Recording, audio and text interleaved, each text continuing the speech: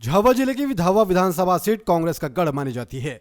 2023 के विधानसभा चुनाव में झाबुआ विधानसभा सीट से भुरियाओं के बीच कांटे की टक्कर मानी जा रही है। ऐसे में मतदान के बाद प्रत्याशी और उनके समर्थकों की ओर से अपनी अपनी जीत के दावे किए जा रहे हैं, लेकिन जनता ने ईवीएम में किसकी किस्मत का बटन भोपाल जाने के लिए दबाया है, यह 3 दिसंबर को ही पता चलेगा।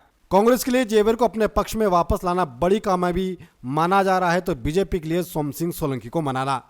लेकिन धन सिंह बारिया के चुनाव में खड़े रहने से बीजेपी को जरूर कुछ वोटों का नुकसान होता दिख रहा है। वहीं धन सिंह के पीछे खड़े चेहरों को लेकर खुद बीजेपी नेता भी आशंकित हैं। रूठने मनाने के इस खेल में अंदर खाने भी वैसा ही असर डाला हो, ऐसा ठोक बजाकर कोई नहीं कह सकता। इसलिए शंका दोनों ओर से बनी हुई है और चुनाव परिणामों के दावों को लेकर एक बड़ा फैक्टर यही है कि अंदर खाने का जो खेल बना हुआ है वही किसी की जीत तो किसी की हार तय करेगा।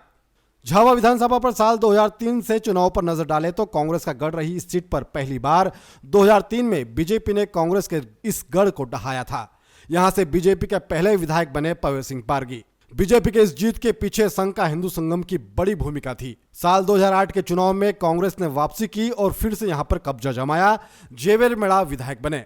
तत्कालीन जिला पंचायत अध्यक्ष कलावती भुरिया का टिकट लगभग तय था, लेकिन आखिरी मौके पर जेवर के रूप में कांग्रेस ने अपना उम्मीदवार मैदान में उतारा और जेवर ने जीत भी दर्ज की। साल 2013 के चुनाव की बात करें तो झाबुआ विधानसभा से बीजेपी ने जीत दर्ज की थी। शांतिलाल बिलवाल यहां से विधायक बने थे। कांग्रेस की हार का बड़ा कारण अंदरूनी कलह बना। जेवर को दोबारा टिकट मिलने से नाराज कलावती भुरिया निर्दलीय चुनाव में लड़ी और 18,000 वोट लाने के साथ ही कांग्रेस को हार का सामना करना पड़ा। कांग्रेस की अंदरूनी कलह एक बार फिर से कांग्रेस को ही भारी पड़ गई। साल 2018 के चुनाव की बात करें तो यहां भी कांग्रेस का अंदरूनी घमासान ही कांग्रेस की हार का कारण बना। 2018 में कांतिलाल भुरिया के बेटे विक्रांत भुरिया को कांग्रेस ने उम्मीदवार बनाया। नाराज जेवर ने निर्दलीय चुनाव लड़ा और 35,000 वोट लेकर आए। बीजेपी की ओर से सरकारी नौकरी से रिटायर्ड हुए इंजीनियर गुमान सिंह डामोर मैदान में उतरे थे। हालांकि बीजेपी कांग्रेस दोनों में प्रत्याशियों का विरोध हो रहा था। कांग्रेस में जहां जेवर बागी हो गए थे तो बीजेपी में पर्दे के पीछे खेल चल रहा था। बीजेपी उम्मीदवार के 3 नंबर पर रहने के कयास लगाए जा रहे थे। जेवर को कम आंकने की गलती कांग्रेस को भारी पड़ी। वहीं गुमान सिंह डामोर का मैनेजमेंट भापने भी कांग्रेस नाकाम रही। कांग्रेस के बागी जेवर के बीजेपी और कांग्रेस के बागी जेवर को बीजेपी और कांग्रेस दोनों ही पार्टी के असंतुष्टों का साथ मिला, लेकिन जीत दर्ज नहीं कर पाए। अलबत्ता कांग्रेस उम्मीदवार की हार और बीजेपी की जीत की बड़ी वजह जरूर बने।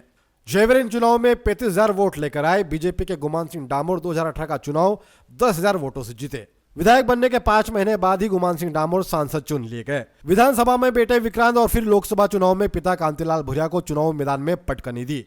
मोदी लहर का सामना कांग्रेस नहीं कर पाई और बीजेपी से गुमान सिंह डामोर ने चुनाव जीता।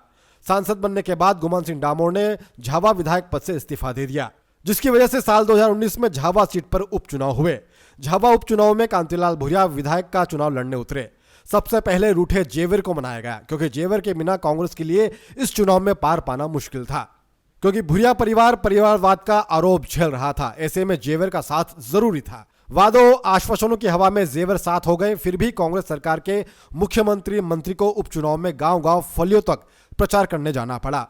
बीजेपी की ओर से उम्मीदवार भानु भुरिया को बनाया गया था। सरकार के मंत्री सीएम मैदान में होने के बावजूद भानु भुरिया 68,000 वोट लेकर आए, जो अब तक किसी भी चुनाव में बीजेपी उम्मीदवार को मिले सबसे ज्यादा वोट थे, लेकिन वे जीत नहीं पाए। कांग्रेस के कांतिलाल भुरिया झाबुआ सीट से विधायक बने, इस उम्मीद के साथ कि प्रदेश सरकार में झाबुआ को मौका मिलेगा, लेकिन सरकार और सरकार के मुखिया ऐसी उलझनों में घिरे कि झाबुआ की ओर ध्यान ही नहीं दे पाए। सरकार में प्रतिनिधित्व करने की उम्मीद लगाए बैठे झाबुआ के कांग्रेस नेताओं की उम्मीदों पर पानी तब फिरा जब 5 महीने बाद यानी कि मार्च 2020 में सरकार ही बदल गई और उसके बाद की कहानी सभी को पता है।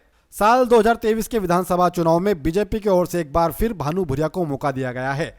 कांग्रेस से विक्रांत भुरिया मैदान में है। दोनों ही भुरिया के अलावा भारतीय आदिवासी पार्टी बीएसपी निर्दलीय मैदान में है। आम आदमी पार्टी अपना उम्मीदवार तक खड़ा नहीं कर पाई और इसको लेकर आम आदमी पार्टी और जेवर एक दूसरे पर आरोप लगाते आ रहे हैं। इस चुनाव में मुख्य मुकाबला झाबुआ विधानसभा सीट्स पर कांग्रेस और बीजेपी के भुरिया के बीच ही नजर आ रहा है। 17 नवंबर को झाबुआ विधानसभा सीट पर 65.72% मतदान हुआ, जो 2018 के बराबर ही था। साल 2023 के चुनाव में जनता ने किसके भाग्य का फैसला किया है?